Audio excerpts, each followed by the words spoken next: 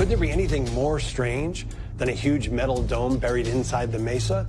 Well, how about a gigantic invisible bubble around the triangle?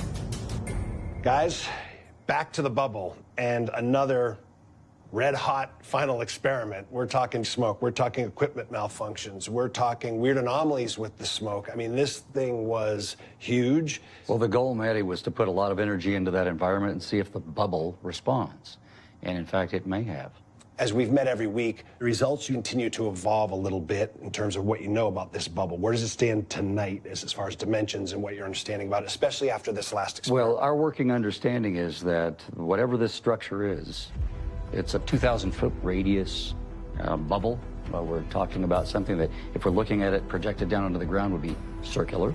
So we're exploring what's happening there at the center of the triangle and out at the periphery, at the outside on that circular boundary. And this experiment, let's talk about the start and your goals with this experiment and how things started going weird right away.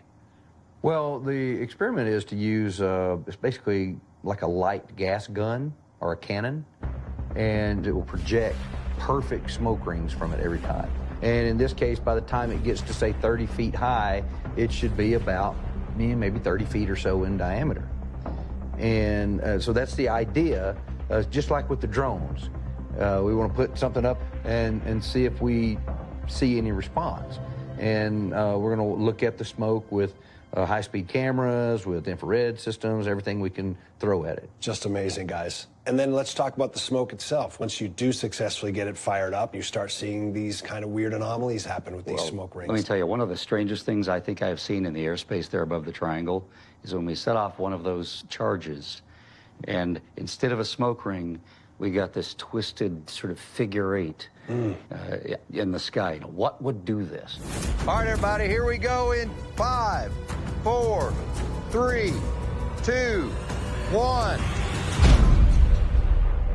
Ooh, that was warm. Wow. Look at the weird figure eight it's making. Hey, Travis, that definitely looks more dispersed than what they normally look like. Isn't that strange? The ring, that's definitely not your average ring.